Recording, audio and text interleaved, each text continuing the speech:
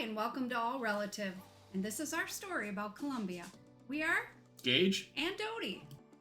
Our trip started at Minneapolis with a stop in Orlando before heading to Bogotá, Colombia. We enjoyed 7 glorious days between Bogotá and Cartagena, with the majority of our trip spent in Cartagena.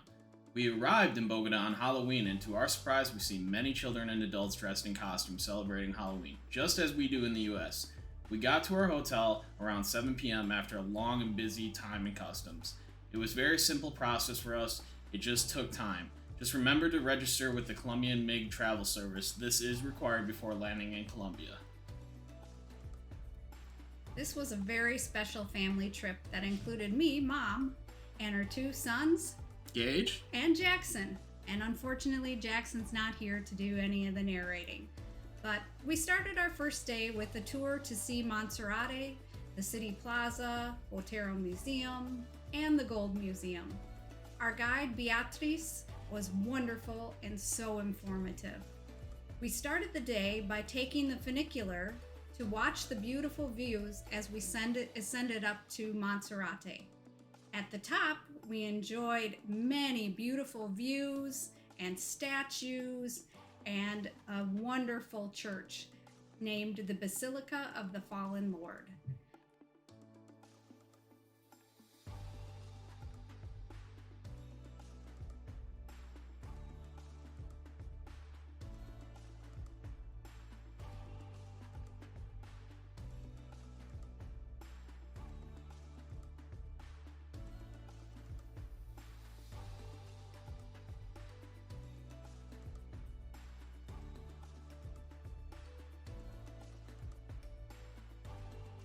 Looking out over the entire city of Bogotá was breathtaking. Seeing the city from that view really helped put into perspective how large the city really is. There's more than 8 million people living down there. That beauty of the Andes Mountains sure provides for a wonderful backdrop to Bogotá. We learned that Bogotá receives its fresh water from the mountains and that the people of Bogotá can drink the water from their faucets. It's that clean and safe to drink. Not the case in most other cities in Colombia, or in other countries for that matter. Inside the basilica was a statue of the suffering Lord, and seeing those pray to him was truly amazing. People come there to pray for healing, to give thanks, and seek peace. Visiting the church was very spiritual. Mass was in progress when we walked through the church, and it was also broadcasted on speakers for all outside the church to listen. We even tried our hand at throwing a coin into the sanctuary of Monserrate, wishing well, to see if we could make our life wish come true. Standing at the top of Monserrate, we were 10,342 feet or 3,152 meters above sea level. Wow, looking back, we were at quite the elevation.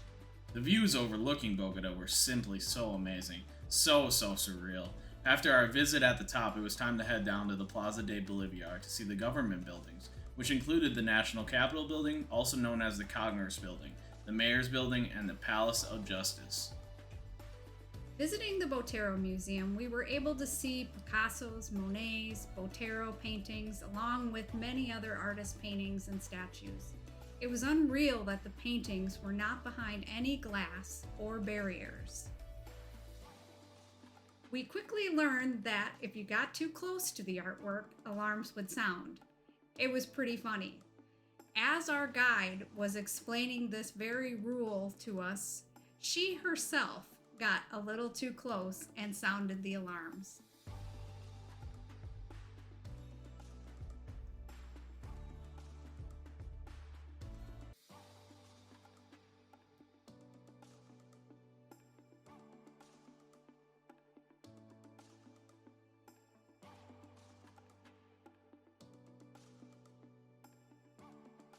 Next, we walked our way to the Gold Museum. We passed many local vendors selling their goods and street food. We were able to see the art that filled the streets as well. Street art in Bogotá was legalized in the early 2000s after a 16-year-old was unalived by the police while he was painting Felix the Cat on a wall.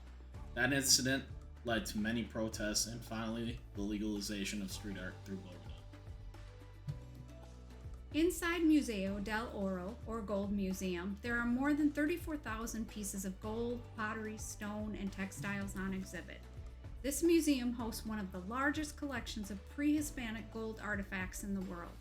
The pieces reflect the craftsmanship and cultural significance of the indigenous societies of Colombia before the Spanish conquest. On display within the dedicated room called the Boat Room is one of the most famous artifacts called the Muisca Raft or Golden Raft of El Dorado.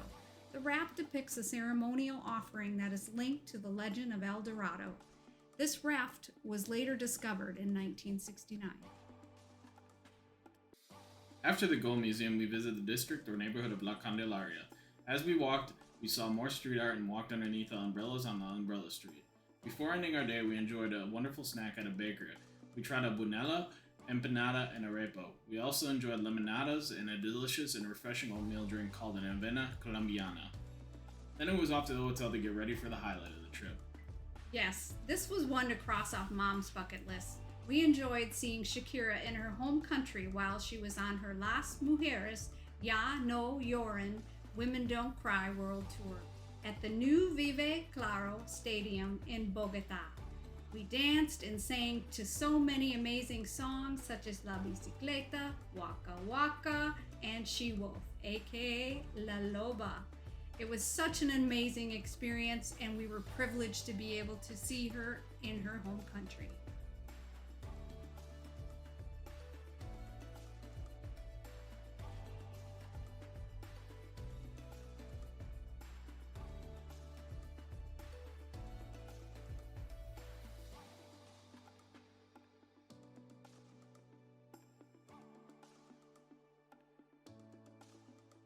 After an amazing show, it was then quickly off to bed to get ready to hop on a plane to Cartagena.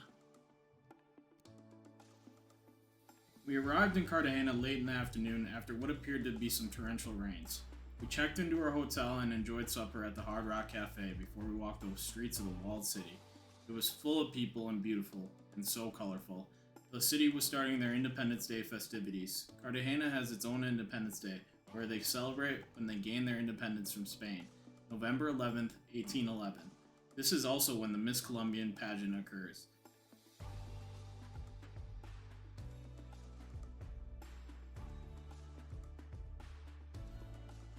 As we walked through the streets, we saw many vendors grilling delicious smelling food and selling their various goods.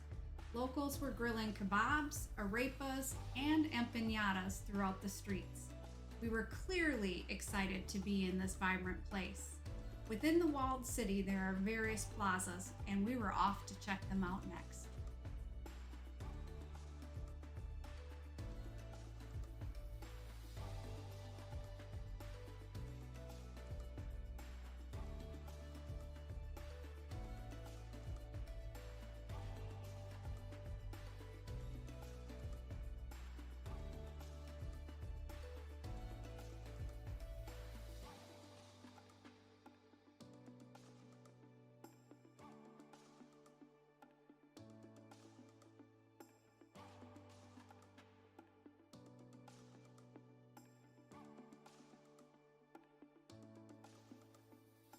We walked to the San Pedro Plaza and came across the famous iconic bronze statue, the statue that depicts St. Peter speaking with a slave. This is where I stopped to reflect on the conversation that was being had between the two.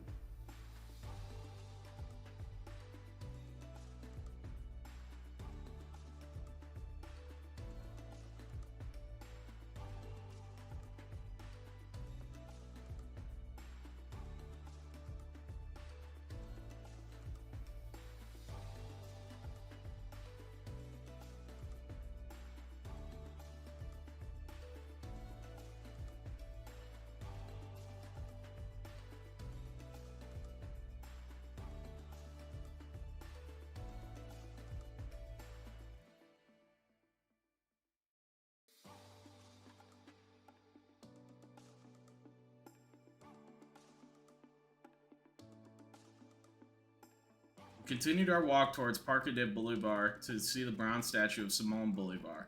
He was essential to the independence of Cartagena and Colombia from the Spanish colonial rule, along with many other countries within South America. At one time, there was a problem with the homeless in this park, but the city since made this a peaceful sitting park for all to enjoy.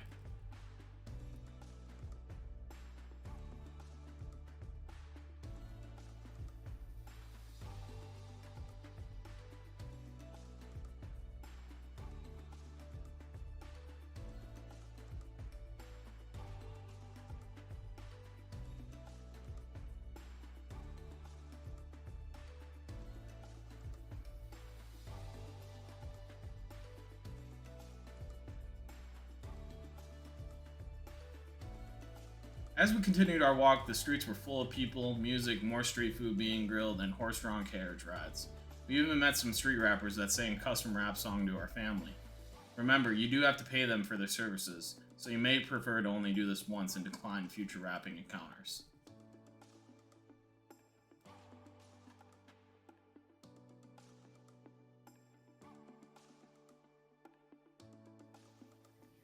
We walked on top of the city wall for a quick view of the cannons and the marina.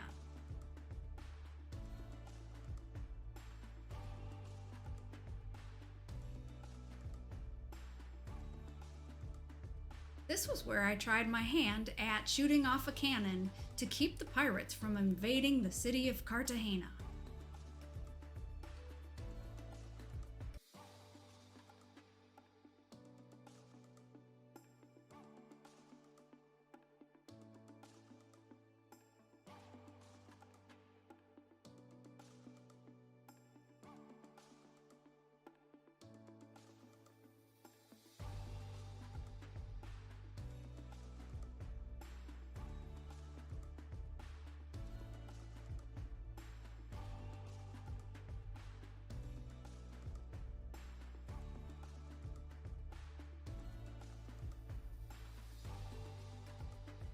We ended the night enjoying some Club Colombia cervezas on our hotel rooftop. We enjoyed the beautiful view of the city and watched some evening fireworks. We visited our hotel rooftop on many afternoons to take a break and cool down in the pool from the immense heat of Cartagena.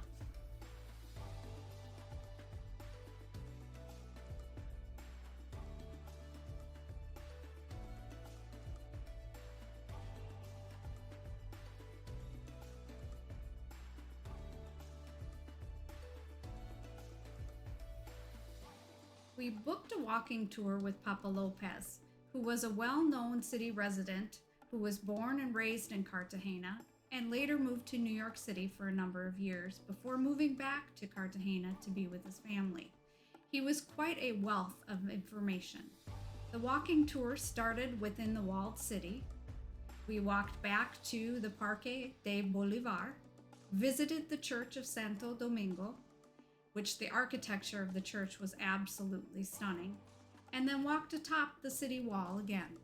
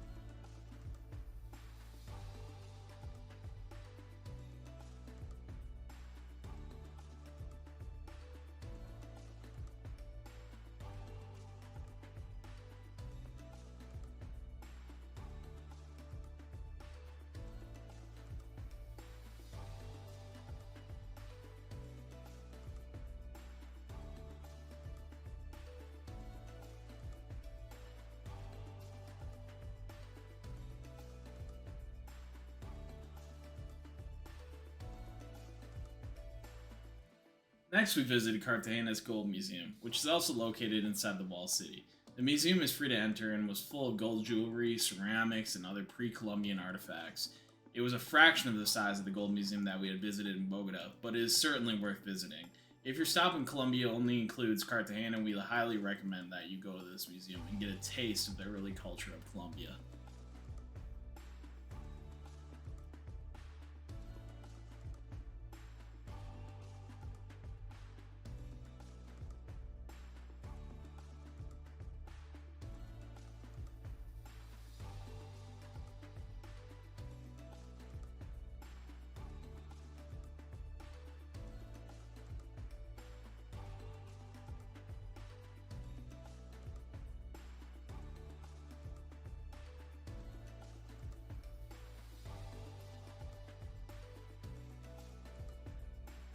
After we visited the Gold Museum, we walked towards the district of Getsemani. As we walked to the district, we started to see the vibrancy of this neighborhood. Flags of every country were overhead, and there were many artists selling their beautiful paintings. But because of the intense heat, we decided to stop and grab some limonades and rest for a bit before seeing more of Getsemani.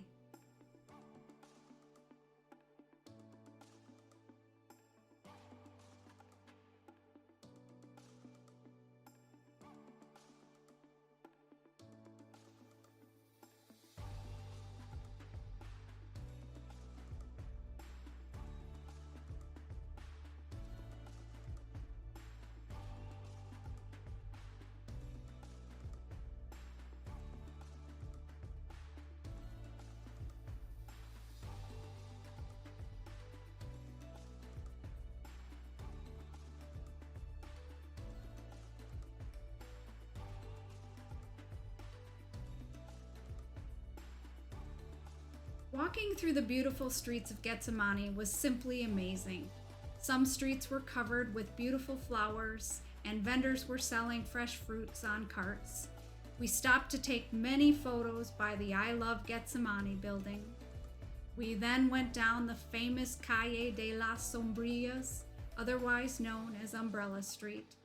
Walking down that street and taking photos was so iconic and so much fun.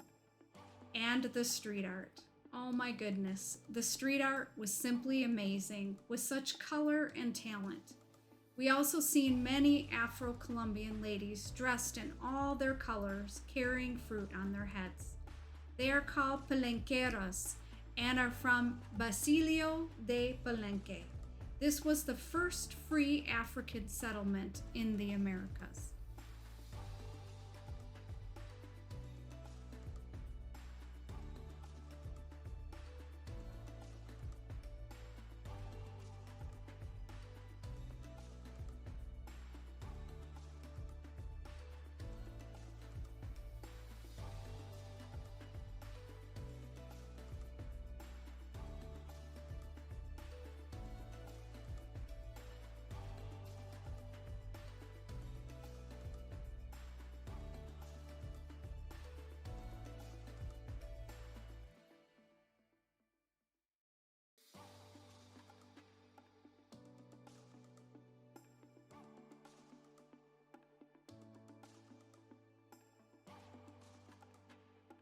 After visiting Getsemani, it was time to go cool off in the pool. Cartagena is crazy hot.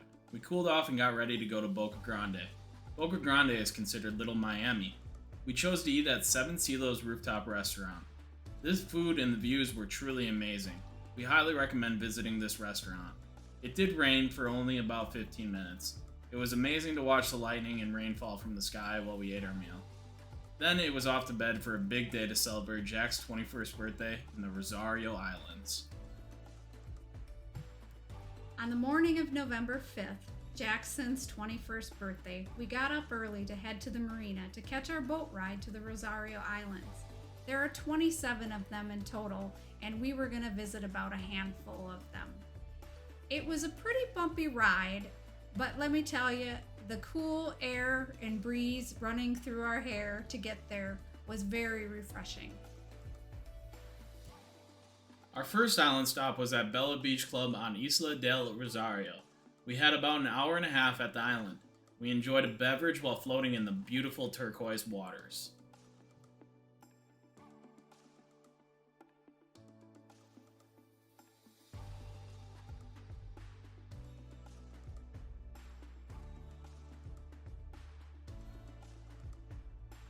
After relaxing a bit, we got back on the boat to head to do some snorkeling. On the way there, we stopped by a location where there is a sunken plane rumored to be Pablo Escobar's. This was not the location we were going to snorkel, but there were other snorkeling groups there. We also passed by a vacant mansion that is alleged to be one of Pablo Escobar's properties.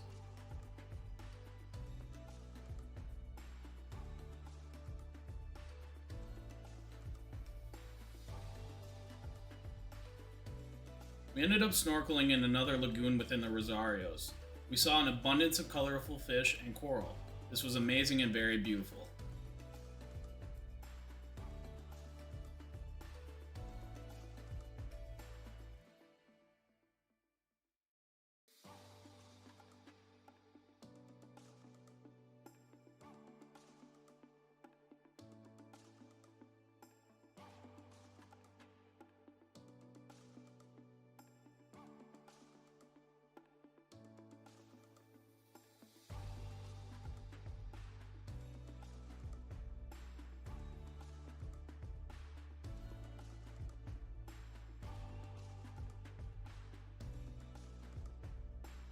After snorkeling, we went to yet another island where we enjoyed a beverage. Gage and Jackson had a pina colada that was actually in a true pineapple as the glass.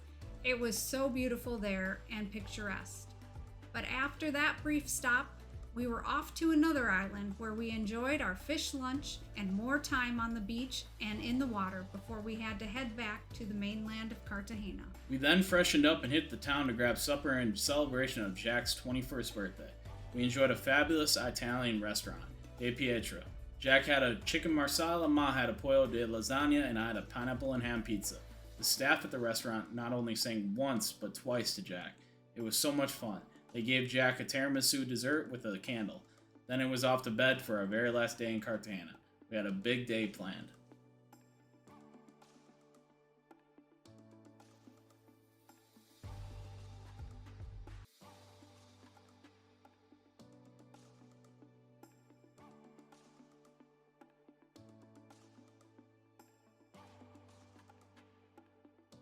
Our last day in Cartagena was yet another early day. We spent the day with Papa Lopez and his brother. We started our travels with a stop at a local restaurant to grab some breakfast empanadas. The owner, Antonio, who had owned the restaurant for many years, was there, and we got to meet him and take pictures with him. After enjoying some empanadas, we were off to tour the district of Boca Grande and stop and take even more photos here and there. After Boca Grande, we drove about an hour out of Cartagena to visit the National Aviary of Colombia. We drove through Isla Beru to get there. Isla Beru is an up-and-coming tourist area with beautiful beaches. The visit to the aviary was such an experience. It's quite a bird sanctuary with many amazing birds. The toucan was so cool to see up close. We'd never seen one in person before. We even took in a bird show that was amazing as well, and the stars of the show were sure well trained.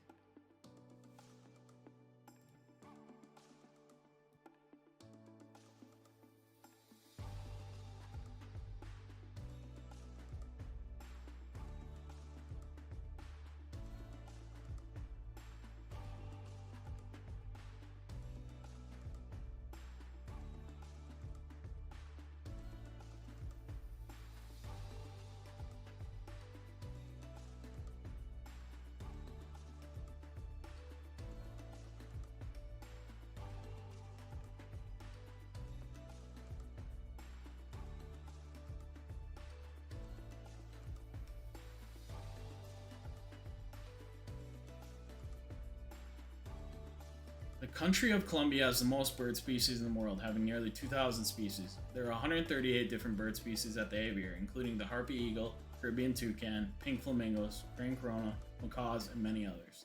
The aviary is a tourist attraction outside Cartagena that promotes the care of nature along with the importance of the environment. The main objective of the National Aviary is to be able to provide the public with an educational experience in nature conservation, the environment, and its animals. The aviary has 3 systemic eco-environments that support its wide variety of permanent bird habitat. Various eco-environments include rainforest, coast, and desert.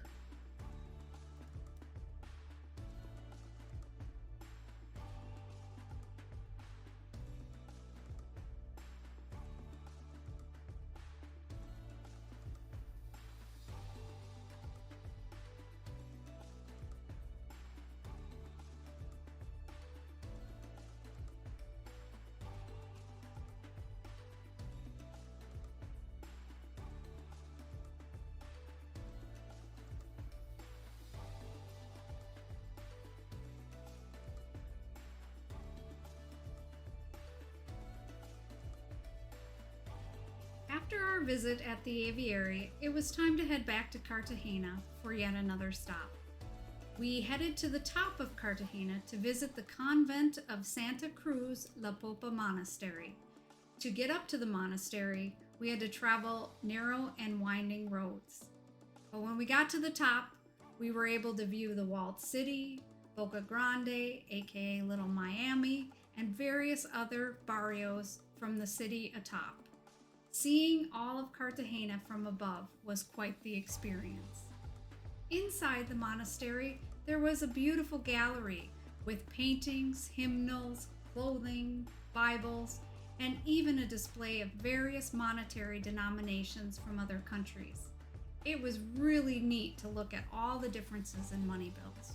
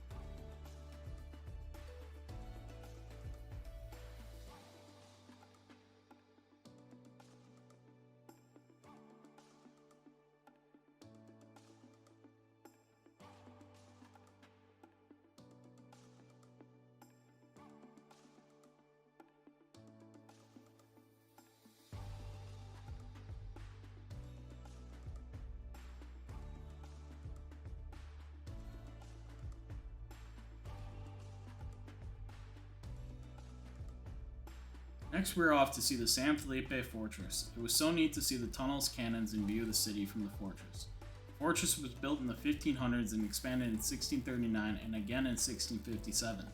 This fortress was used to watch for and protect the city from Spanish and pirates over the years. This site and historic city of Cartagena were declared a UNESCO World Heritage Site in 1984. After the fortress, it was time for our final stop.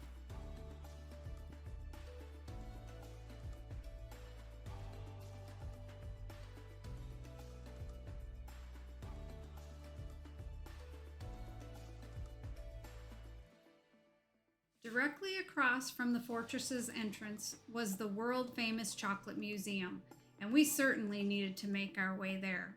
We watched employees make chocolate, purchased some chocolate, and toured the museum. It was so refreshing to be in some air conditioning after a long and steamy day under the Cartagena sun. Then, after soaking and cooling off in our hotel's pool, we ended the night at 1811's rooftop restaurant and bar. We enjoyed listening the night away to a local DJ. The DJ helped us celebrate Jackson's birthday once again by putting up a message saying "Happy Birthday, Jackson" on the video screen while we enjoyed some food and sang along to the music. Thanks for coming along on our family journey to Colombia. Remember to like, comment, and subscribe so we can bring you future content.